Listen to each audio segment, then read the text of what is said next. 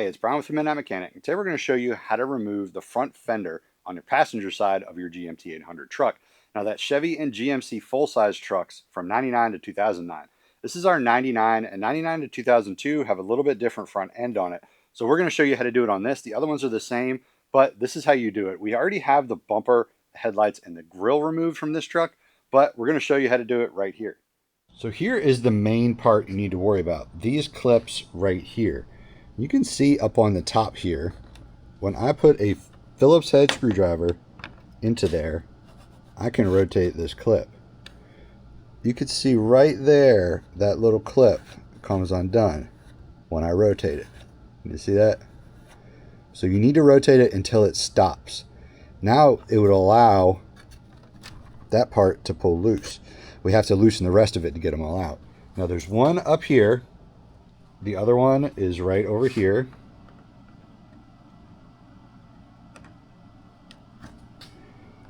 So we're going to unlock that one. Now down here by the headlight, there is one more. So just turn it until you feel it unlock. And then over here, there's one more. Turn it until you feel it unlock.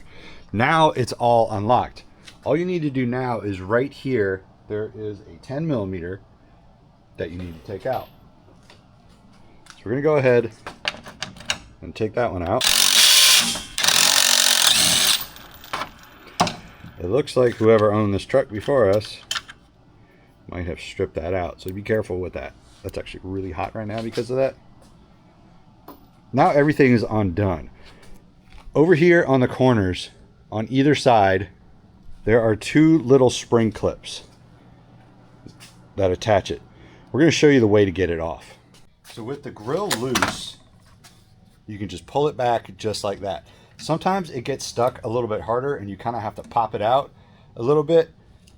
So now over here on the driver's side, so over here there's another one, and it can be a little bit difficult to get that one out. You got to be careful that you don't mess up your headlights and stuff. But sometimes you can just grab the edge right around here and pull it back. Try not to be too rough with it. I think I might have been a little rougher than I should have been, but it didn't break anything. And you can see right there that little spring clip.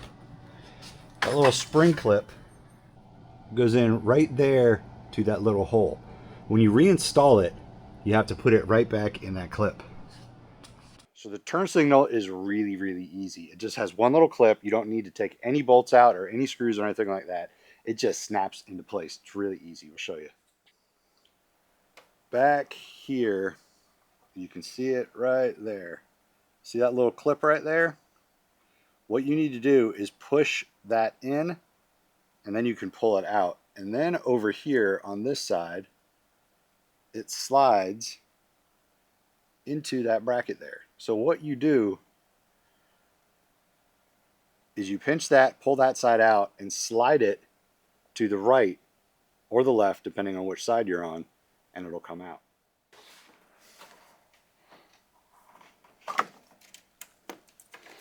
Once you get it out, you can go ahead and rotate these and remove them.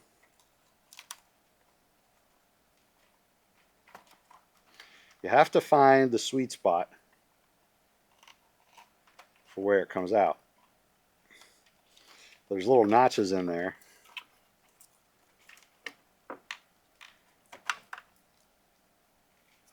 That line up.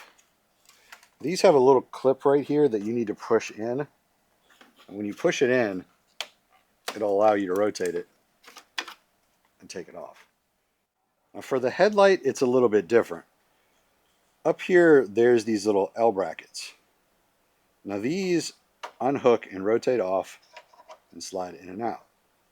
Now what you're going to do is remove both of those. And when you remove both of those completely, slide them all the way out, this whole assembly will fall out and you can access the bulb connections.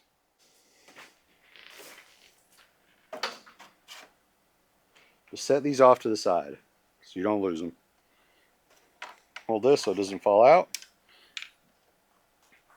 Now it just comes right out. And on the back side here, the same thing. You can rotate these, align them up with the notches, and you can remove this. So the way the bumper comes off is it has 4 bolts from the top that you can access, and then on the bottom there's 2 brackets that bolt to the frame. What we're going to do is remove those bottom ones first because you kind of need to get under it. You don't want that bumper falling down on you. So we're going to go ahead and remove those bottom ones first, and then we're going to come back and remove these top ones where we can slide it off a lot easier by holding onto it standing up instead of lying on our back. All right, so here's the bracket I'm going to remove. Right here we're going to take these 2 out, and then over here we're going to take this one and loosen it so it can rotate down. This is the frame right here, and it goes over to the bumper. So we're going to pull the bumper straight off when we remove it, so this is going to keep from doing it. So we're going to remove these 2, and then once we rotate that down and remove those other 4 bolts from the top, we can get it off. So I'm going to go ahead and take these 2 out and this one, and then on the other side, there's the exact same bracket.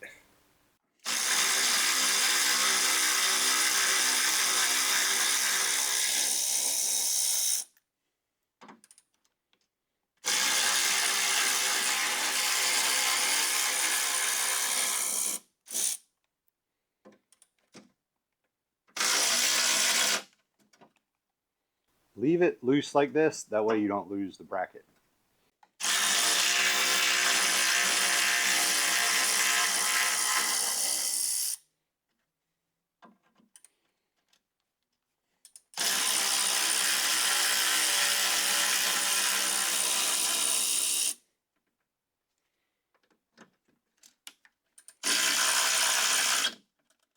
Now that you have those bottom bolts out and the brackets rotated down, you can go ahead and remove the top 4 bolts from this to go ahead and get the bumper loose to pull it off. So here are those 4 bolts. Down here, there's one, and it's actually a little loose because it had a brush guard on it that was attached there. So we just left it a little bit loose. Down there is the other one. Same thing on this side. There's one right here, and there's one down there. So now we're going to go ahead and remove those 4 bolts, and everything should be loose to go ahead and remove this bumper. When you remove it, you have to pull it straight out because it has these tow hooks here. You can't really rotate it around it. You don't need to remove the tow hooks, but once you take those 4 bolts out, you can go ahead and slide it the rest of the way out. It's an 18 millimeter, and we're going to hit it with the impact, and you need an extension on it to get down to those other ones. You can use normal tools. Impact will make it so much easier.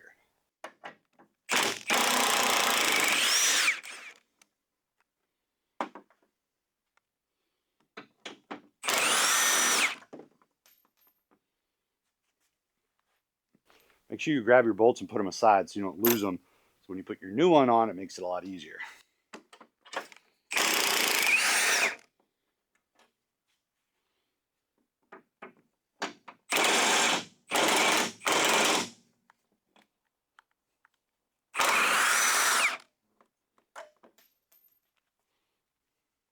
Now that all those bolts are removed, brackets are rotated down, everything is unplugged, you can go ahead and grab it and slide it straight off the truck.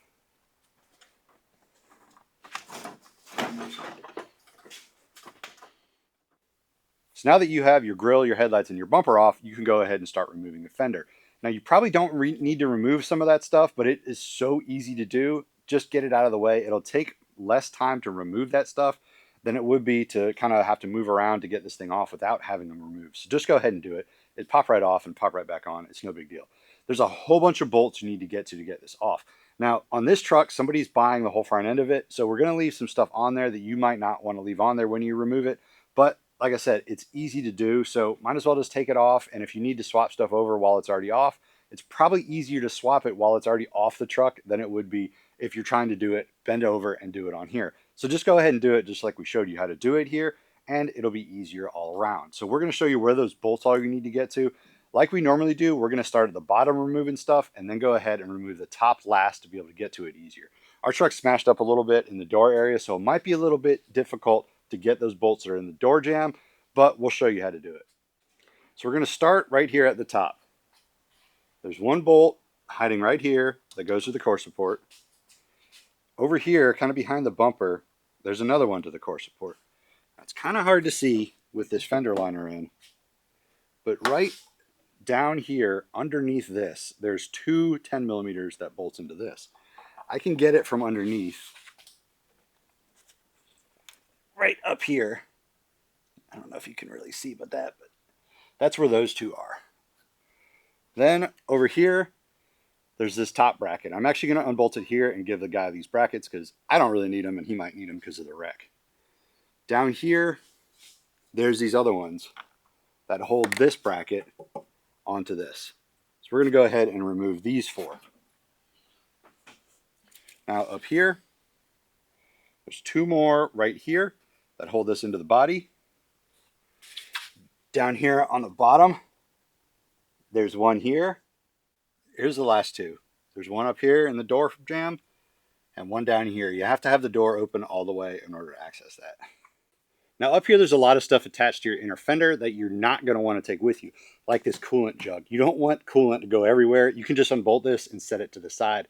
Plus, there's a whole lot of clips and things with wires and air conditioning lines that you're going to want to remove to pull them off and leave them with the truck. So we're going to go ahead and do that now before we remove the rest of these top bolts.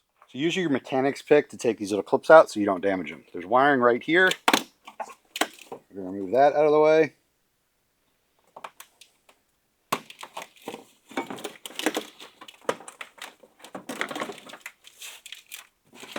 There's a clip right here on this air conditioning line. We already removed the air conditioning line, but there's a clip right down here that's attaching to it. And do the same thing, remove that with your mechanic's pick. Now you have all that out of the way, we can unbolt this with 10mm.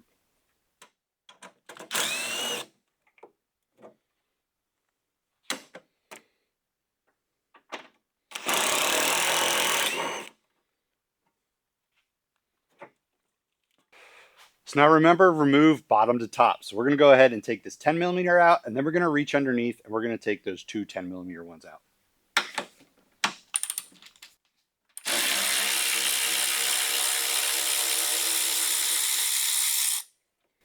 Make sure you put all your hardware somewhere you can get to it. So there's also this little piece of black trim that goes around and attaches to the inner fender. It has a little clip right here. Basically, you just have to pull that clip off and move it out of the way. Now your fender's not attached to anything there anymore.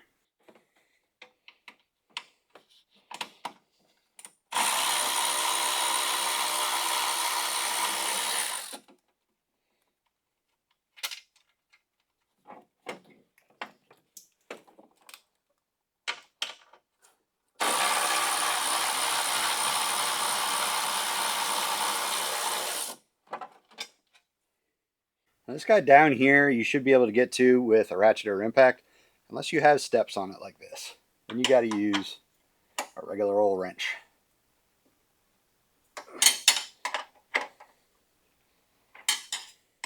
Now we're going to go ahead and remove these two bolts here.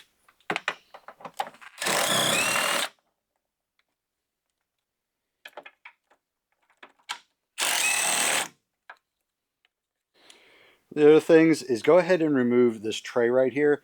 Down here is the horn, and the horn's going to get in your way from removing this fender. It's 10mm bolts. There's two of them right here. There's one here. You don't really need to remove that one. Just take these two out and take this out, and that way it won't hit that anymore.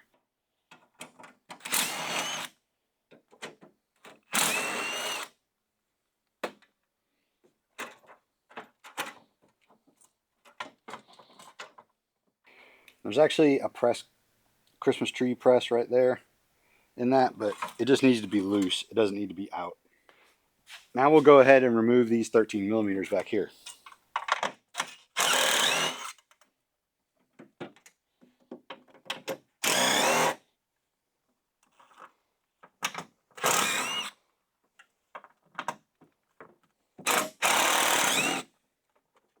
This bracket right here, once you take those out of the wall, you need to go ahead and remove the rest of this bracket. You could probably get away with just unbolting the bracket and sliding it off, but you have this stud here and everything like that. So go ahead and remove these back here like we just showed you. Then remove these 10mm ones and you can take it off. That way when you take the fender off, it'll come straight off and doesn't get hung up on these studs.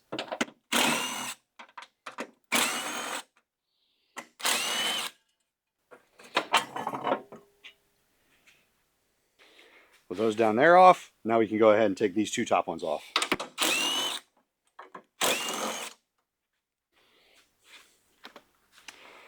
I'm going to go ahead and remove this guy right here and leave those top two in. So this guy's coming off now. Now all we need to do is remove these last two bolts right here, and the entire thing will come off. Pull it straight off towards you.